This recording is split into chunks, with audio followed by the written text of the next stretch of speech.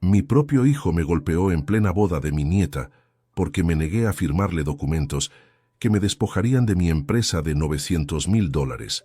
Pero lo que mi nieta reveló después dejó a todos en shock total.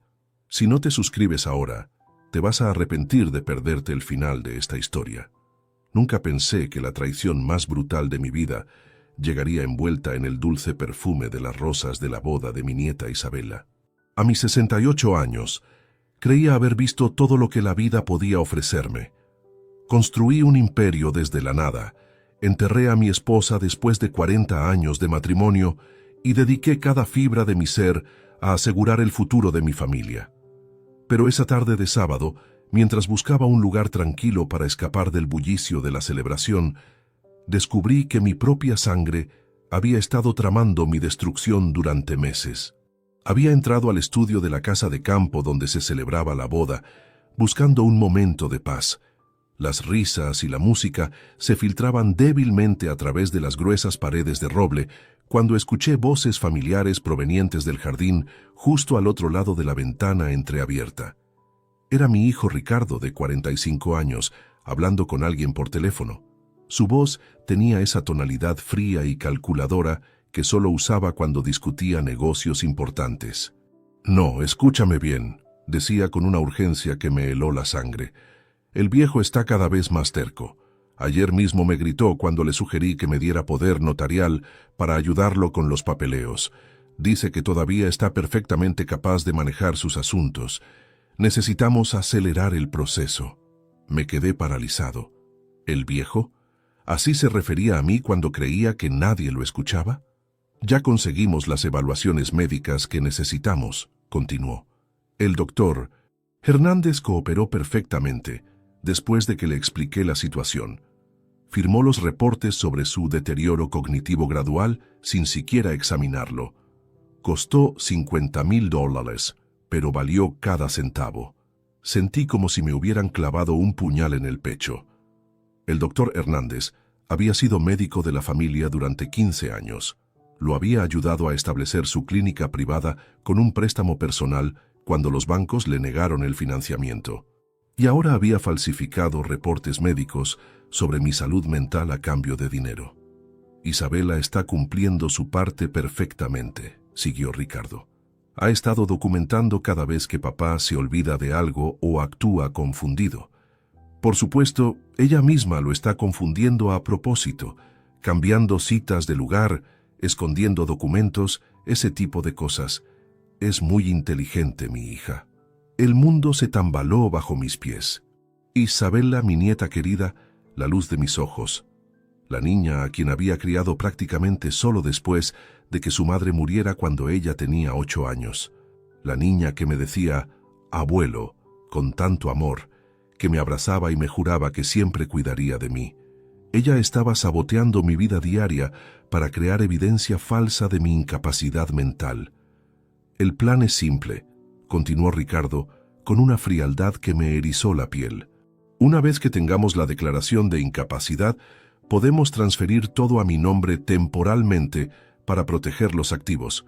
Después, bueno, un asilo de lujo resolvería el problema permanentemente. Él nunca sabría la diferencia si realmente está perdiendo la cabeza, ¿verdad?»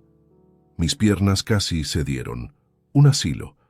Querían encerrarme en un asilo después de robarme todo lo que había construido en 45 años de trabajo incansable. La empresa que había levantado desde un pequeño taller en el garaje de mi casa, trabajando 16 horas diarias, saltándome comidas, sacrificando mi juventud y mi salud. Todo para asegurar que mi familia nunca pasara necesidades. «¿Y si se resiste?», preguntó la voz al otro lado del teléfono. «No podrá», respondió Ricardo con una risa amarga.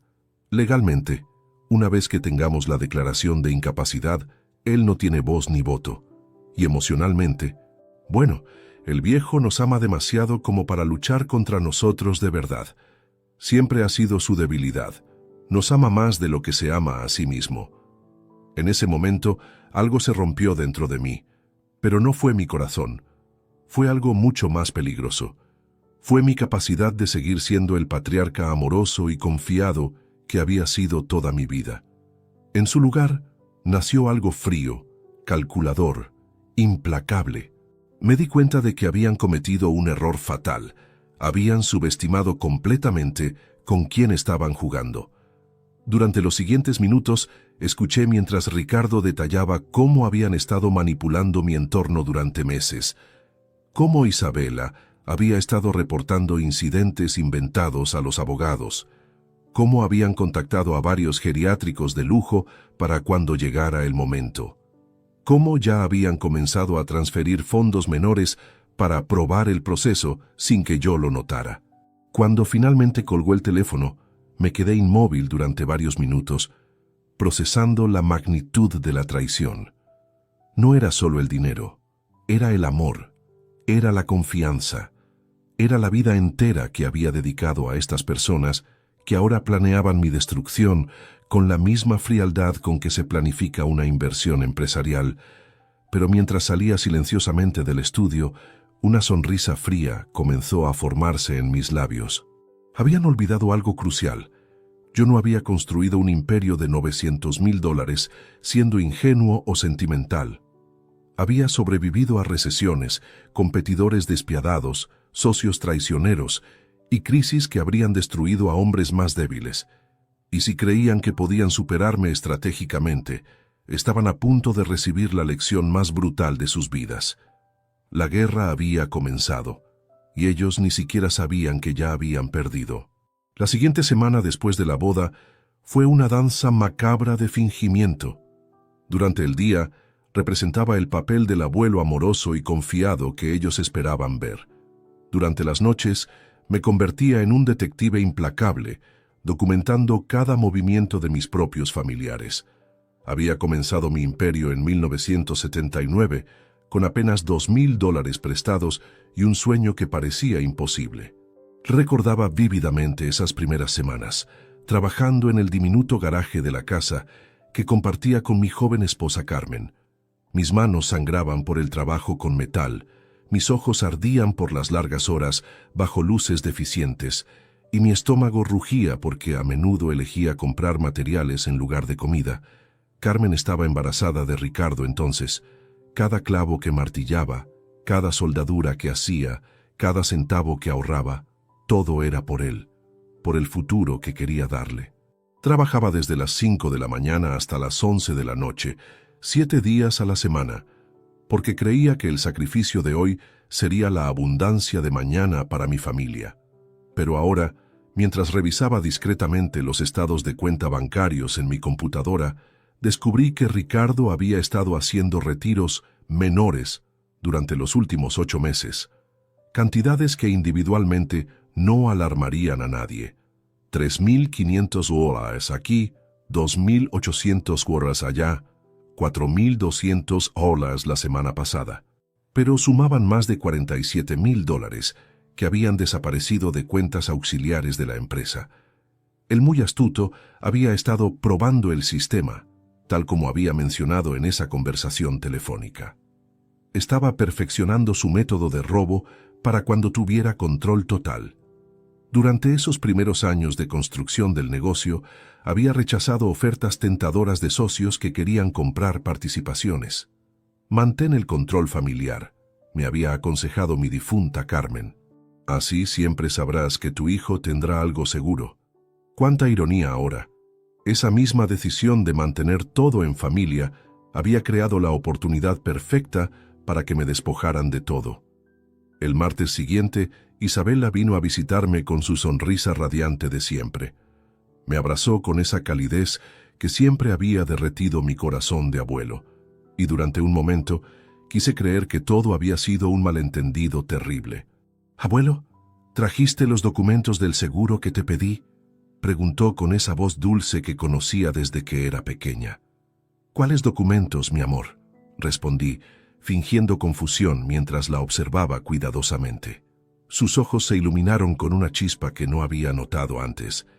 Satisfacción. Estaba satisfecha de que yo pareciera confundido nuevamente. «Los que hablamos ayer, ¿recuerdas?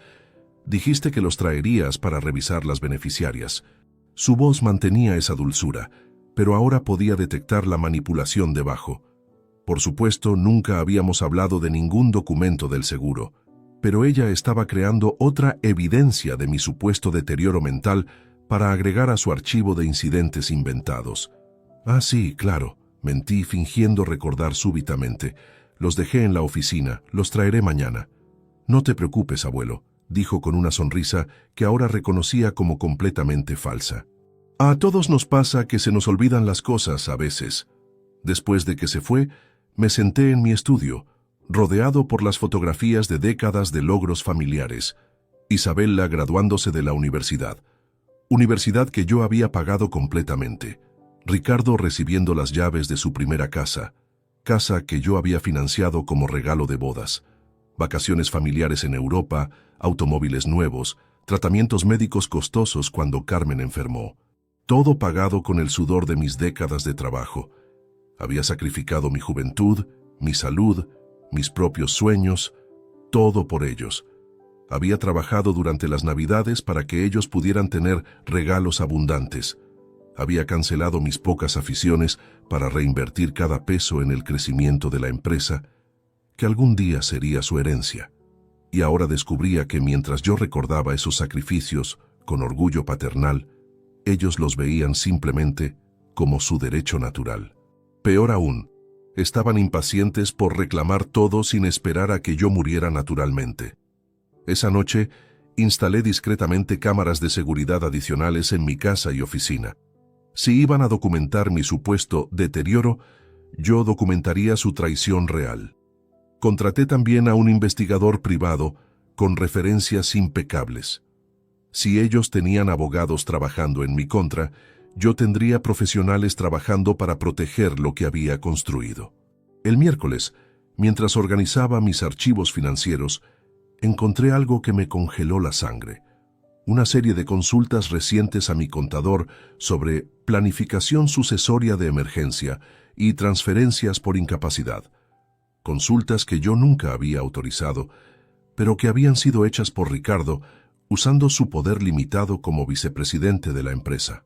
Mi propio contador, el hombre que había manejado mis finanzas durante 15 años, estaba proporcionando información confidencial a mi hijo para facilitar mi despojo. Otro profesional de confianza que había sido comprado o manipulado, pero cada traición descubierta solo alimentaba mi determinación creciente. Ellos veían a un anciano vulnerable. Yo sabía que era un estratega experimentado que había sobrevivido y prosperado en un mundo de negocios brutal durante casi 5 décadas. Habían confundido mi amor paternal con debilidad. Habían interpretado mi generosidad como ingenuidad. Error fatal. Esa semana también descubrí que habían estado investigando asilos de lujo, específicamente aquellos especializados en pacientes con demencia temprana. Habían visitado 3 instalaciones, según pude verificar discretamente. No solo planeaban robarme, planeaban encerrarme donde nunca pudiera recuperar mi libertad o mi patrimonio. El viernes por la noche, mientras ellos creían que dormía, estaba en mi estudio preparando mi contraofensiva. Había documentado cada robo menor, cada consulta no autorizada, cada evidencia de su conspiración. Tenía grabaciones, fotografías, testimonios de testigos que había comenzado a cultivar discretamente. Pero lo más importante, había comenzado a mover mis activos más valiosos a cuentas y estructuras legales completamente nuevas, todas inaccesibles para ellos, incluso si conseguían su declaración de incapacidad fraudulenta. La guerra había escalado, y mientras ellos seguían subestimando al viejo confundido, yo estaba construyendo una maquinaria de destrucción que los aniquilaría completamente. Sonreí en la oscuridad de mi estudio. Muy pronto aprenderían la diferencia entre experiencia y ambición juvenil. Los recuerdos más dolorosos llegaban durante las madrugadas, cuando el silencio de la casa amplificaba cada sonido de mi investigación clandestina. Mientras revisaba los archivos que había obtenido sobre las evaluaciones médicas fraudulentas, no podía evitar recordar los años, cuando Ricardo era apenas un niño de 5 años, corriendo por el taller mientras yo soldaba piezas metálicas para completar pedidos urgentes. En aquellos días de 1984, Carmen había desarrollado diabetes gestacional durante su segundo embarazo, que lamentablemente terminó en pérdida. Los gastos médicos habían drenado nuestros ahorros por completo, pero yo seguía trabajando incansablemente, alimentado por la esperanza de darle a Ricardo el futuro que merecía. Recordaba claramente esas noches cuando él se quedaba dormido en una caja de cartón junto a mi banco de trabajo, porque no podíamos permitirnos una niñera. Ahora, 40 años después, sostenía en mis manos los reportes falsificados que ese mismo niño había pagado para fabricar. El doctor Hernández había redactado evaluaciones detalladas sobre mi supuesto deterioro cognitivo progresivo, describiendo síntomas que nunca había experimentado y comportamientos que nunca había exhibido. Paciente muestra signos evidentes de confusión temporal y espacial, leía en uno de los reportes. Frecuentes episodios de olvido de conversaciones recientes. Dificultad para manejar conceptos financieros complejos. Recomiendo evaluación para posible demencia senil. Cada línea era una mentira meticulosamente construida, pero redactada con la autoridad médica que la haría legalmente devastadora. Hernández había inventado fechas de consultas que nunca ocurrieron, había descrito exámenes que nunca realizó, había diagnosticado una enfermedad que no tenía. Lo más perturbador era descubrir que Isabela había proporcionado testimonios de apoyo para estos reportes. Mi propia nieta había escrito declaraciones juradas describiendo incidentes completamente ficticios, conversaciones repetitivas que nunca tuvimos, confusión sobre fechas que nunca mostré, dificultades con tareas simples que nunca experimenté. Su escritura era elegante, persuasiva, completamente convincente. La había educado bien, demasiado bien aparentemente. Había financiado sus estudios de comunicación en la universidad privada más prestigiosa del país, pensando que esas habilidades la ayudarían a tener éxito en la vida. Nunca imaginé que las usaría para orquestar mi destrucción con tal sofisticación. Durante esos años formativos de los 80, había trabajado contratos de soldadura industrial que requerían levantarme a las 4 de la madrugada para llegar a sitios de construcción lejanos. Carmen empacaba mi almuerzo en una lonchera dañada que había comprado de segunda mano, siempre incluyendo una nota amorosa que guardaba en mi bolsillo durante las largas jornadas laborales. Para el mejor papá del mundo, escribía. Ricardo y yo te esperamos en casa.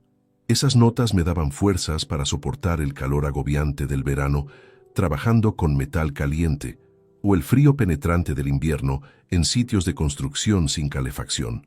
Cada peso ganado se convertía inmediatamente en mejores alimentos para mi familia, materiales para expandir el negocio o ahorros para el futuro de Ricardo.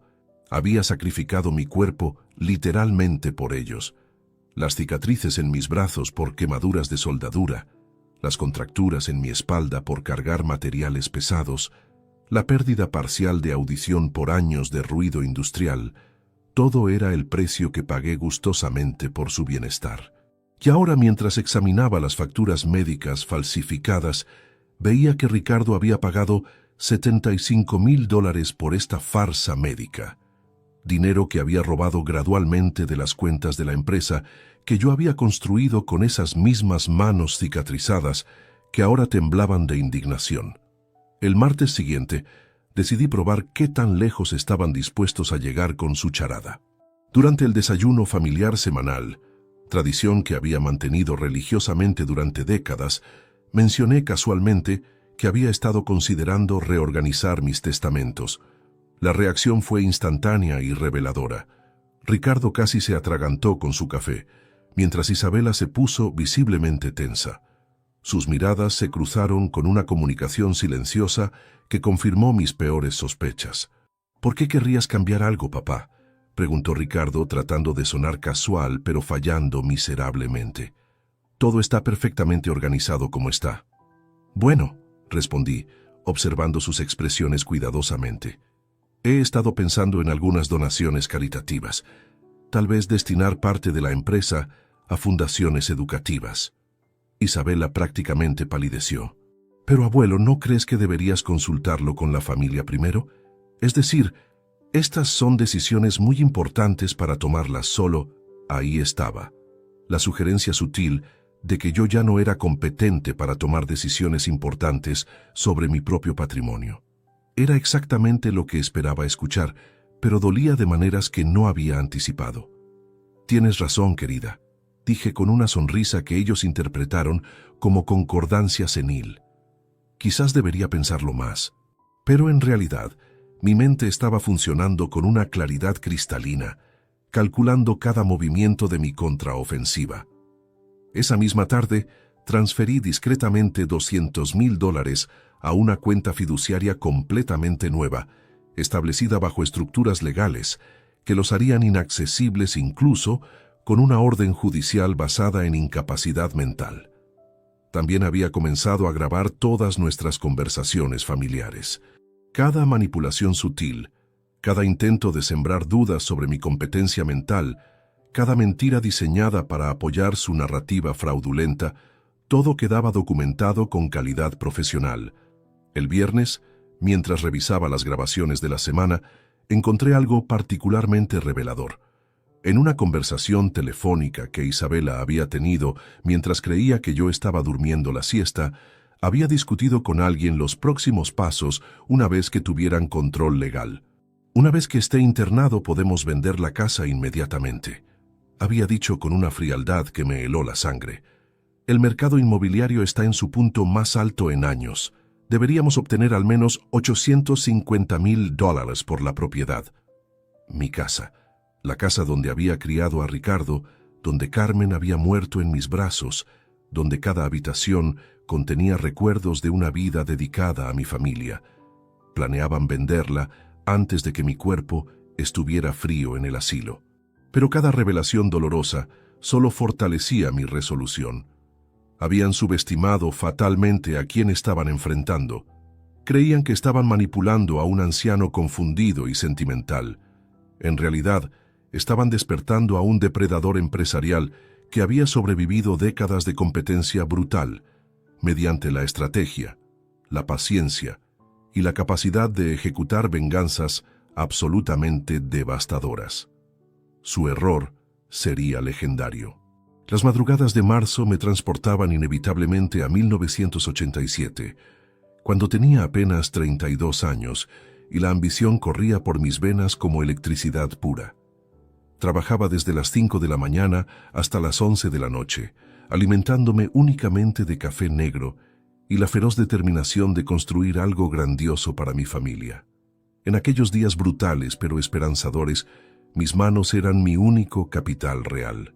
Soldaba, cortaba, ensamblaba, pintaba, todo personalmente. Cada pieza que salía de mi pequeño taller llevaba mi sudor y mi visión. Ricardo tenía 8 años entonces y solía acompañarme los sábados, organizando tornillos por tamaño mientras yo trabajaba en proyectos que determinarían nuestro futuro económico.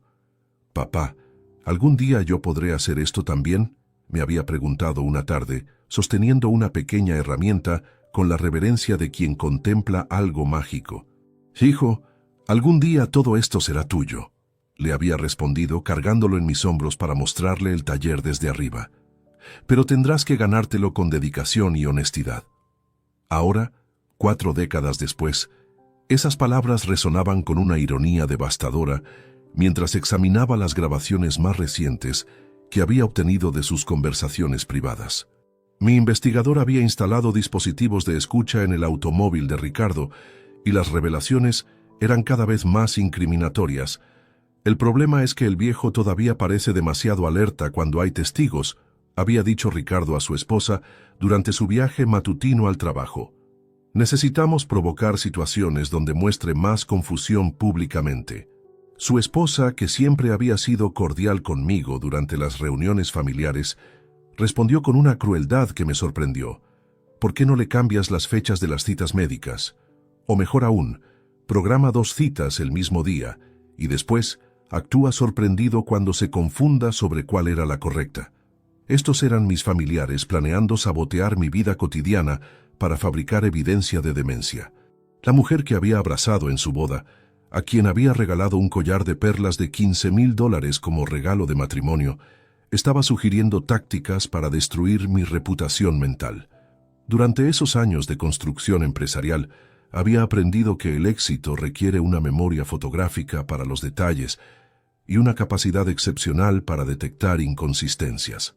Estas habilidades, desarrolladas durante décadas de negociaciones complejas, ahora me permitían documentar meticulosamente cada aspecto de su conspiración.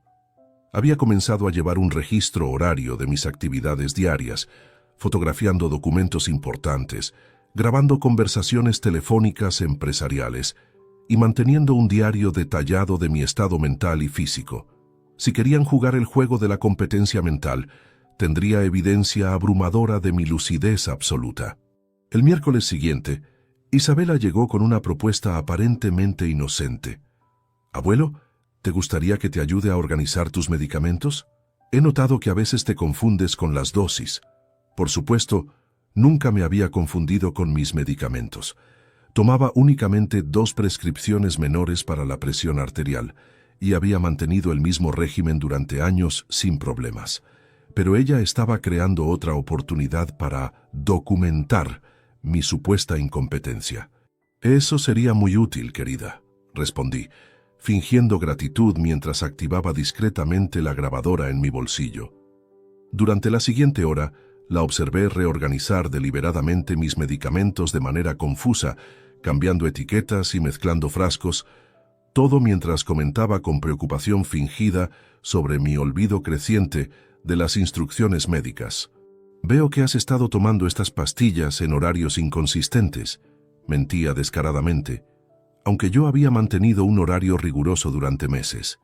«Deberíamos considerar un enfermero que te visite diariamente para asegurar que las tomes correctamente». Un enfermero, otro testigo potencial para sus archivos de evidencia de mi incapacidad.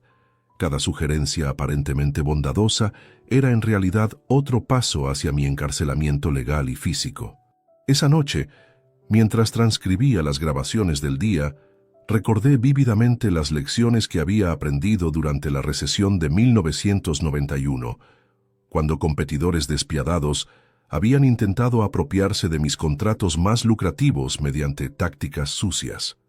Había sobrevivido y prosperado en ese ambiente hostil, desarrollando una paciencia estratégica que mis enemigos siempre subestimaban. Dejaba que revelaran completamente sus planes antes de actuar. Permitía que se sintieran seguros, confiados, incluso triunfantes, mientras yo acumulaba evidencia devastadora que los destruiría cuando llegara el momento perfecto. El viernes, durante otra llamada interceptada, Ricardo discutía los detalles finales con su abogado. «Una vez que tengamos la declaración de incapacidad, ¿cuánto tiempo necesitaremos para transferir los activos principales? Con la documentación médica que han proporcionado, deberíamos poder completar las transferencias en 72 horas», respondió el abogado. «Después de eso, él legalmente no podrá revertir nada, incluso si recuperara la competencia mental». 72 horas. Habían calculado exactamente cuánto tiempo necesitarían para robar el trabajo de mi vida entera. La precisión de su plan era casi admirable, excepto por un detalle fatal. Habían subestimado completamente la capacidad de su víctima. Mientras ellos planeaban mi despojo en 72 horas, yo había estado preparando su aniquilación durante semanas. Tenía evidencia de fraude médico, conspiración, malversación de fondos y manipulación de ancianos. Tenía grabaciones, documentos, testigos y transferencias de activos que los dejarían completamente indefensos. Pero lo más importante, tenía la paciencia para esperar el momento perfecto para revelar todo. Y ese momento sería tan público, tan humillante, tan devastador, que nunca se recuperarían del impacto. La boda de Isabela se acercaba, y con ella, la oportunidad perfecta para ejecutar la lección más brutal de sus vidas. Sonreí en la oscuridad de mi estudio, rodeado por décadas de fotografías familiares que ahora parecían testimonios de mi ingenuidad pasada. Muy pronto, esas mismas personas aprenderían por qué nunca se debe subestimar a alguien que construyó un imperio desde cero. Los documentos del asilo llegaron por correo certificado un martes gris de abril, dirigidos a Ricardo, pero entregados erróneamente a mi buzón. El destino, parecía, tenía un sentido del humor perverso. Mientras sostenía el sobre Manila entre mis manos temblorosas, no de edad, sino de furia contenida, recordé vívidamente el día que sostuve por primera vez el diploma universitario de mi hijo. Era 1998 y Ricardo había terminado su carrera en administración de empresas con honores. Yo había trabajado turnos dobles durante 5 años consecutivos para pagar esa educación privada prestigiosa, vendiendo incluso mi motocicleta clásica que había restaurado como hobby personal. Carmen había llorado de orgullo en la ceremonia de graduación, susurrando: «Nuestro muchacho tendrá oportunidades que nosotros nunca tuvimos». Había invertido $180,000 en su educación, no solo en colegiaturas, sino en vivienda, automóvil, gastos personales y hasta un viaje de estudios a Europa que consideraba esencial para su formación internacional. Cada cheque lo firmaba con la satisfacción de estar construyendo el futuro de mi heredero. Ahora, 26 años después, esa educación costosa se había convertido en las herramientas sofisticadas que estaba usando para planear mi destrucción. Los documentos del asilo Jardines del Atardecer eran meticulosos, profesionales, devastadoramente detallados. Ricardo había solicitado informes sobre cuidado especializado para demencia progresiva y programas de seguridad para pacientes con tendencias a la fuga. Tendencias a la fuga. Como si fuera un criminal que necesitara ser contenido tras rejas doradas. El costo mensual era de $8,500, pagaderos desde los activos del paciente bajo administración familiar. Por supuesto, él se había asegurado de que yo financiara mi propia prisión. La eficiencia de su maldad era casi artística. Durante esas décadas de sacrificio paternal, había enseñado a Ricardo principios que creía fundamentales: honestidad, lealtad familiar, respeto por los mayores. Los domingos por la mañana, después de misa, solíamos caminar por el parque mientras yo le explicaba conceptos de negocio, ética empresarial y responsabilidad social. «Hijo, el dinero viene y va», le había dicho en una de esas caminatas cuando él tenía 15 años. «Pero la reputación y la integridad son lo único que realmente te define como hombre». Sus ojos brillaban con lo que yo interpretaba como admiración y respeto. Ahora me daba cuenta de que probablemente había estado calculando cuándo podría apropiarse de mí, dinero que viene y va, sin preocuparse por la integridad que yo consideraba tan importante. El viernes siguiente, durante otra de nuestras cenas familiares semanales, Ricardo mencionó casualmente su preocupación por mi bienestar. Su actuación había mejorado considerablemente con la práctica. «Papá, María y yo hemos estado discutiendo sobre tu seguridad aquí en la casa», comenzó, usando el nombre de su esposa para dar peso colectivo a su manipulación. «Esta casa es demasiado grande para una persona sola. Las escaleras podrían ser peligrosas si tienes un episodio de confusión». Un episodio de confusión. Habían desarrollado todo un vocabulario eufemístico para describir la demencia que yo supuestamente padecía.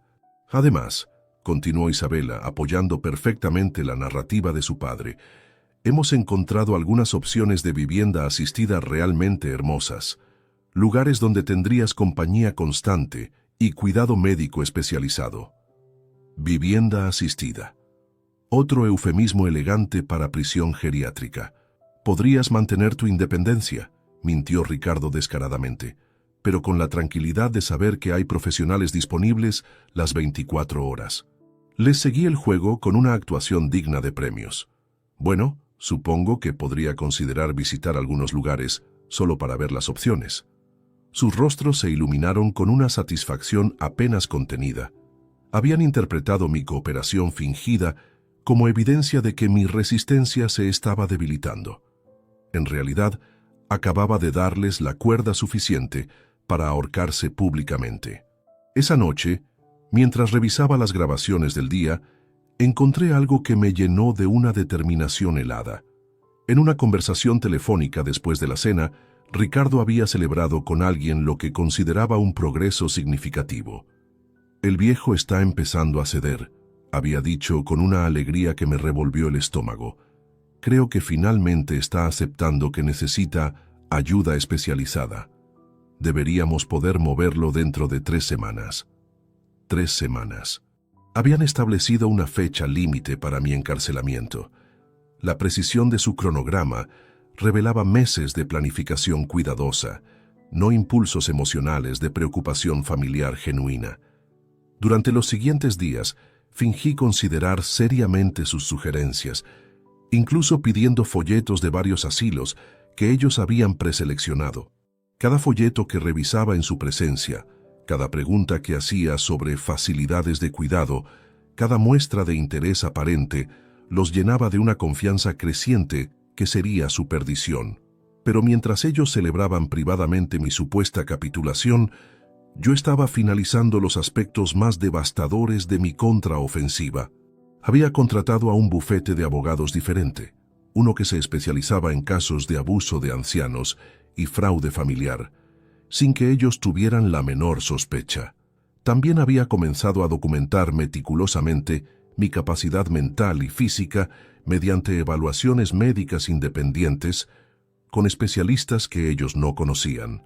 Tenía certificaciones neurológicas, psiquiátricas y cognitivas que demostraban inequívocamente mi competencia total, todas fechadas y notarizadas profesionalmente. El martes siguiente, Isabela llegó con contratos de poder legal limitado que supuestamente me ayudarían con asuntos administrativos menores, mientras mantenía mi autonomía principal. Por supuesto, los documentos estaban redactados de tal manera que le otorgarían control prácticamente total sobre mis finanzas una vez firmados. Es solo para cosas pequeñas, abuelo. Mentía con esa sonrisa dulce que una vez había derretido mi corazón. Pagar facturas, hacer depósitos, cosas rutinarias que no deberías tener que preocuparte de manejar. Revisé los documentos cuidadosamente, fingiendo consideración seria mientras secretamente grababa cada palabra de su explicación fraudulenta. Después de 20 minutos de análisis teatral, dije: «Déjame pensarlo durante el fin de semana, querida». Su frustración momentánea fue deliciosa de observar, aunque la ocultó rápidamente tras otra sonrisa artificial. Esa noche, solo en mi estudio, sonreí con una satisfacción feroz mientras organizaba las últimas piezas de mi venganza perfecta. Tenía evidencia de fraude médico, conspiración criminal, malversación de fondos y abuso de ancianos. Tenía grabaciones, documentos, testimonios de testigos y evaluaciones médicas que demolerían completamente su casa de mentiras. Pero lo más importante, tenía la fecha perfecta para revelar todo. La boda de Isabela estaba programada para dentro de 2 semanas y sería el escenario perfecto para la humillación más pública y devastadora de sus vidas. Habían subestimado fatalmente a su víctima. Muy pronto, descubrirían el costo real de traicionar a alguien que había sobrevivido y prosperado en un mundo despiadado durante 5 décadas. La madrugada del miércoles, encontré los documentos más incriminatorios hasta ahora. Transferencias de propiedad ya redactadas, esperando únicamente mi firma o una orden judicial de incapacidad. Estaban escondidos en el maletín de Ricardo, que había dejado accidentalmente en mi casa después de nuestra última reunión familiar. Mi investigador privado había fotografiado cada página antes de devolverlo discretamente a su lugar. Mientras examinaba esos papeles bajo la luz de mi lámpara de escritorio, mi mente viajó inevitablemente a 1992, el año que había marcado el despegue definitivo de mi empresa. Acababa de conseguir el contrato más grande de mi carrera: la fabricación de estructuras metálicas para un complejo comercial de 20 pisos. Era un proyecto de $2.3 millones que requeriría expandir mi operación, contratar 40 empleados adicionales y arriesgar todo lo que había construido hasta entonces. Carmen estaba embarazada nuevamente, nuestro segundo intento después de la pérdida devastadora de 1984. Los médicos habían recomendado reposo absoluto y cuidados especiales que costaban $3,000 mensuales adicionales. Pero yo veía ese contrato como la oportunidad de asegurar no solo nuestro presente, sino el futuro de nuestros hijos por generaciones. Trabajé 120 horas semanales durante 8 meses consecutivos para cumplir ese contrato. Dormía 4 horas por noche en un catre instalado en la oficina del taller. Mis comidas consistían en sándwiches que Carmen preparaba y que yo devoraba entre soldaduras. Perdí 18 kilos durante ese periodo, pero gané algo invaluable: la reputación que me convertiría en el fabricante de estructuras metálicas más respetado de la región. Con las ganancias de ese proyecto, había comprado la casa donde ahora vivía. La casa que, según los documentos robados, Ricardo planeaba vender por $950,000 dentro de 6 meses. La ironía era brutal. Había construido esa casa específicamente pensando en crear un hogar multigeneracional donde mis descendientes pudieran prosperar juntos.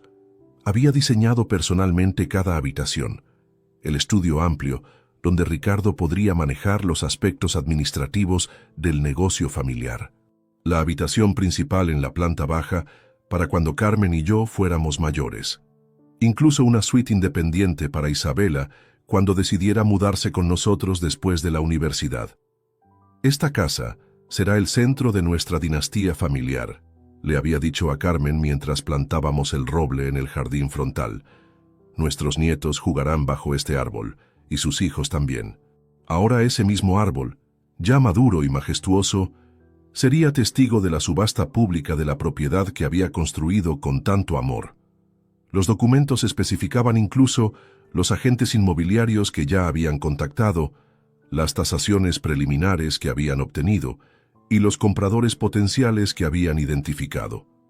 El jueves siguiente, durante nuestra reunión empresarial semanal, Ricardo presentó lo que llamó propuestas de modernización administrativa para la compañía. Su presentación de PowerPoint era profesional, convincente, aparentemente lógica y completamente diseñada para facilitar su futuro control total. Papá, creo que deberíamos consolidar todas las cuentas bancarias bajo un sistema de gestión centralizada, propuso con la confianza de quien cree que su víctima está completamente indefensa. Esto simplificaría enormemente los reportes fiscales y la planificación financiera. Por supuesto, esa consolidación le otorgaría acceso irrestricto a fondos que actualmente requerían mi autorización personal para cualquier movimiento significativo. También deberíamos considerar transferir la titularidad de algunos activos principales a una estructura corporativa más moderna, continuó, mostrando gráficos que hacían parecer inevitable su sugerencia. Esto nos protegería de responsabilidades legales potenciales y optimizaría nuestras obligaciones tributarias. Cada sugerencia sonaba razonable superficialmente, pero yo reconocía la estrategia. Estaba preparando el terreno legal para apropiarse de todo sin necesidad de declararme incompetente. Si conseguía que yo firmara esos cambios voluntariamente, ni siquiera necesitaría los reportes médicos fraudulentos. Son ideas interesantes, hijo, respondí con la sonrisa benévola que él esperaba ver. Déjame revisar los detalles durante el fin de semana. Su satisfacción era palpable. Creía que finalmente había encontrado la manera de obtener control sin el riesgo de un proceso legal complicado. En realidad, acababa de proporcionarme evidencia adicional de premeditación y manipulación que sería devastadora en los procedimientos judiciales que él no sabía que se aproximaban. Esa noche, mientras transcribía las grabaciones de nuestra reunión, descubrí algo que me llenó de una furia helada. En una conversación telefónica posterior con su esposa, Ricardo había celebrado lo que consideraba un triunfo estratégico. El viejo está mordiendo el anzuelo perfectamente, había dicho con una alegría que me revolvió las entrañas. Si firma estos documentos, no necesitaremos pasar por el proceso de incapacidad. Podemos tomar control inmediatamente y él nunca sabrá lo que pasó hasta que sea demasiado tarde. ¿Y si sospecha algo?, había preguntado su esposa. No lo hará, había respondido Ricardo con una arrogancia que selló su destino. Lleva meses mostrando signos de confusión. Para cuando se dé cuenta de lo que firmó, ya estaremos en control total y él estará seguramente internado. Seguramente internado. Habían progresado desde considerar el asilo como una opción hasta verlo como una certeza inevitable. Mi encarcelamiento ya no era parte de su plan, era su objetivo principal. El viernes, Isabela llegó con lo que describió como documentos de emergencia médica, que toda persona responsable debería tener preparados. Eran formularios de consentimiento para tratamientos médicos, autorización para decisiones de fin de vida y poderes hospitalarios que le otorgarían control total sobre mi cuidado médico. Es solo por precaución, abuelo, mintió con esa dulzura venenosa que había perfeccionado. Si alguna vez tuvieras una emergencia médica y no pudieras comunicar tus deseos, queremos asegurarnos de que respetemos exactamente lo que tú querrías. Revisé cuidadosamente cada documento, notando cómo estaban redactados para permitir prácticamente cualquier decisión médica, incluyendo sedación prolongada, aislamiento terapéutico y tratamientos psiquiátricos involuntarios. Con estos papeles firmados, podrían mantenerme drogado y silenciado indefinidamente. Son muy completos, comenté, fingiendo impresión por su previsión responsable. Déjame consultarlo con mi médico personal antes de firmar algo tan importante. Su frustración momentánea fue deliciosa, aunque la disfrazó rápidamente con una sonrisa comprensiva. Por supuesto, abuelo, tómate todo el tiempo que necesites. Pero por dentro, yo sabía que su paciencia se estaba agotando. Los preparativos para la boda avanzaban y con ellos su cronograma para mi destrucción. Habían invertido demasiado tiempo, dinero y energía emocional en su conspiración como para permitir que se prolongara indefinidamente. Esa noche, en la soledad de mi estudio, sonreí con una satisfacción feroz mientras organizaba las últimas evidencias de su traición. Tenía documentos que probaban fraude médico, conspiración criminal, intento de robo, malversación de fondos y planificación de secuestro legal. Tenía grabaciones de audio que demolerían sus reputaciones para siempre. Tenía testimonios de testigos que confirmarían cada aspecto de mi contranarrativa. Pero lo más devastador de todo, tenía el elemento sorpresa absoluto. Mientras ellos contaban los días hacia mi supuesta capitulación, yo contaba las horas hacia su aniquilación total. La boda de Isabela sería el escenario perfecto para la revelación más humillante y destructiva de sus vidas. Habían elegido celebrar su unión en el mismo lugar donde celebrarían su propia destrucción. El domingo por la mañana, mientras fingía leer el periódico en mi sillón favorito, observé discretamente cómo Isabela reorganizaba mi sala de estar con la excusa de hacer el espacio más seguro para ti, abuelo. En realidad, estaba reposicionando estratégicamente algunos objetos para crear lo que parecían riesgos de tropiezo, que después podría documentar como evidencia de mis supuestas dificultades motoras. La ironía me partía el alma. Recordaba vívidamente cuando esa misma niña tenía 7 años y había llegado a mi casa llorando porque unos compañeros de clase se habían burlado de sus zapatos gastados. Carmen había muerto apenas un año antes, y yo estaba luchando simultáneamente contra la depresión devastadora y la responsabilidad de criar sola a una nieta huérfana de madre. «No te preocupes, princesa», le había susurrado esa noche mientras la consolaba. «Mañana iremos a comprar los zapatos más hermosos de toda la ciudad». Había gastado $300 en zapatos escolares para una niña de 7 años. Dinero que representaba casi una semana completa de trabajo en aquellos tiempos más difíciles. Pero su sonrisa radiante cuando se los probó había valido cada centavo. La había cargado en mis hombros por toda la tienda, prometiéndole que nunca más tendría que sentirse menos que cualquier otro niño. «Eres mi tesoro más preciado», le había dicho mientras la acostaba esa noche. «Haría cualquier cosa por verte feliz». Ahora, 30 años después, esa misma niña estaba usando esas memorias de amor incondicional como herramientas para destruir mi libertad. Cada gesto de preocupación era en realidad una maniobra calculada en su estrategia de documentación. «Abuelo, he notado que dejas las luces encendidas con frecuencia», comentó mientras ajustaba una lámpara de mesa para que quedara en una posición precaria.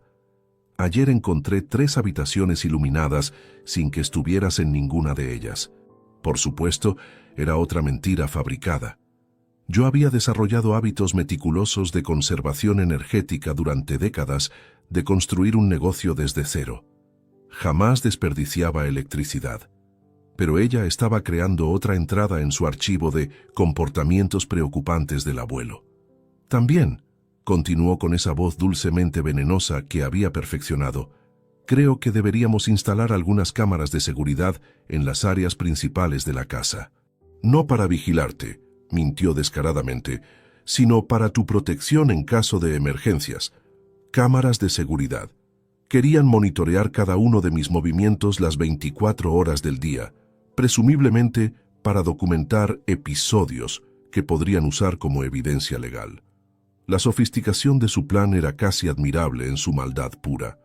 Durante las siguientes horas, la observé implementar lo que solo podía describir como sabotaje doméstico sistemático. Aflojó ligeramente una pata de mi mesa de comedor favorita para que se tambaleara cuando la usara. Reorganizó los libros en mi biblioteca personal para que pareciera desorganización mental. Incluso cambió sutilmente la configuración de mi televisor para que pareciera que yo había estado confundido con la tecnología. Cada acción destructiva era ejecutada con la precisión de una profesional, mientras mantenía una conversación aparentemente amorosa sobre planes familiares y su próxima boda. La dualidad era psicológicamente devastadora: destruir mi entorno mientras profesaba amor y preocupación. El martes siguiente, Ricardo llegó con lo que describió como un especialista en seguridad domiciliaria, un hombre corpulento llamado Miguel, que supuestamente evaluaría riesgos potenciales en mi hogar. Por supuesto, era en realidad otro actor en su teatro de manipulación. Señor Eduardo, dijo Miguel con una seriedad profesional perfectamente calibrada, he identificado varios aspectos de su hogar que podrían representar riesgos para alguien en su situación particular. Mi situación particular. Incluso este desconocido había sido brifeado sobre mi supuesta condición mental deteriorada. Durante las siguientes 2 horas, Miguel documentó meticulosamente cada aspecto de mi casa que podría ser interpretado como peligroso para una persona con demencia. Escaleras que había subido sin problemas durante 15 años. Alfombras que nunca me habían causado tropiezos. Incluso, mi propia biblioteca personal fue catalogada como riesgo de objetos pesados cayendo.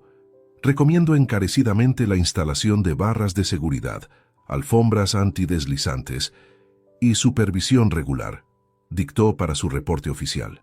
Esta residencia no es apropiada para ocupación independiente por parte de alguien con deterioro cognitivo progresivo.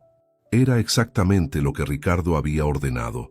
Un reporte profesional que justificaría legalmente mi remoción forzosa de mi propio hogar. Otro documento para su arsenal de evidencias fabricadas.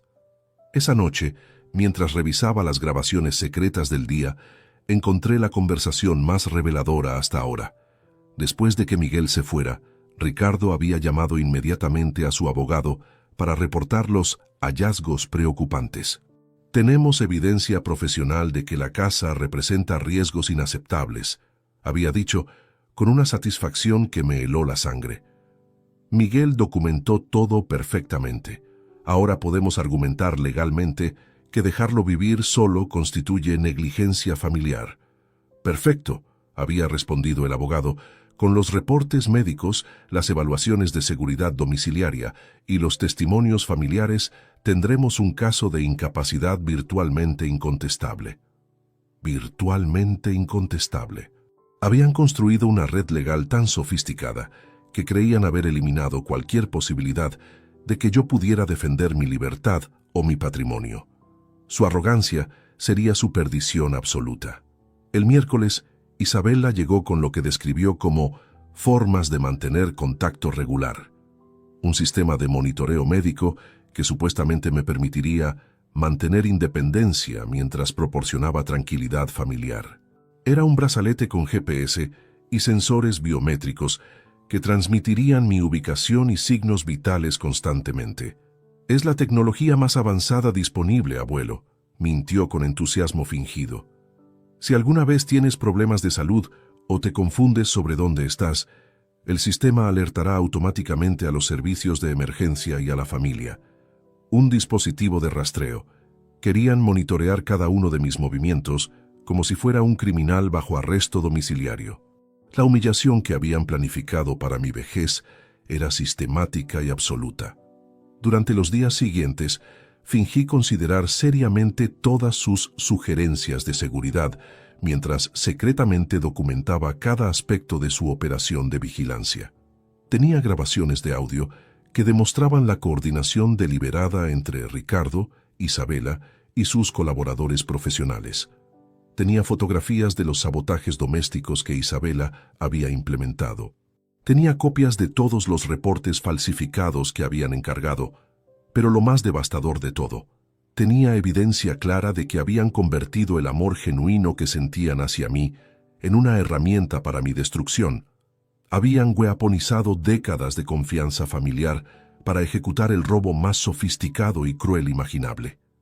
El viernes por la noche, solo en mi estudio, contemplé las fotografías familiares que cubrían las paredes. Isabela como bebé en mis brazos. Ricardo aprendiendo a andar en bicicleta mientras yo corría a su lado. Navidades llenas de regalos que había financiado con trabajo extra. Graduaciones que había celebrado con orgullo paternal genuino.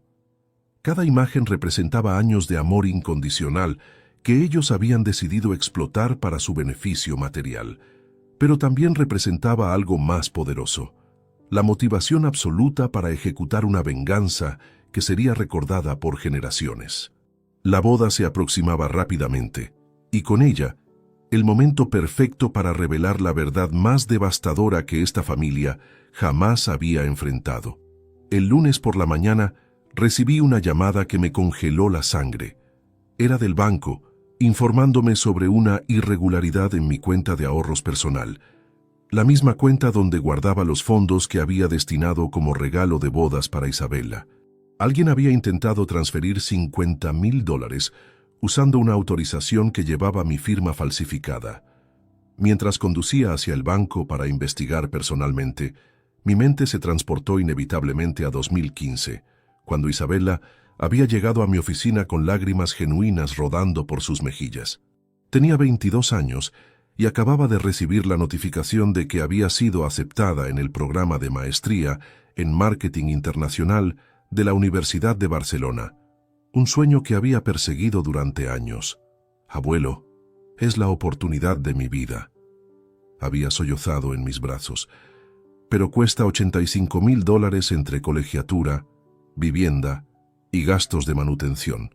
Papá dice que es demasiado dinero para algo innecesario. Recordaba vívidamente cómo mi corazón se había partido al ver su devastación. Carmen había soñado toda su vida con viajar a España, pero nunca pudimos permitírnoslo mientras construíamos el negocio. Ver a Isabela con la oportunidad de vivir ese sueño había sido como darle a mi difunta esposa un regalo póstumo. Princesa, le había dicho mientras secaba sus lágrimas con mi pañuelo, tu educación nunca será innecesaria. Mañana mismo transferiremos el dinero completo. Había liquidado parte de mis inversiones personales para financiar esos 2 años en Barcelona. Cada mes le enviaba $2,500 adicionales para que pudiera vivir cómodamente, viajar por Europa durante los fines de semana y concentrarse completamente en sus estudios, sin preocupaciones económicas. Sus cartas desde España habían sido mi alegría durante esos años. Fotografías de museos que visitaba, restaurantes donde cenaba, viajes a Francia e Italia que había financiado sin cuestionamientos. Gracias por hacer posible mi sueño, abuelo, escribía regularmente. Prometo usar esta educación para hacer que te sientas orgulloso toda la vida. Ahora, 10 años después, esa educación costosa se había convertido en las herramientas sofisticadas que estaba usando para orquestar mi destrucción financiera.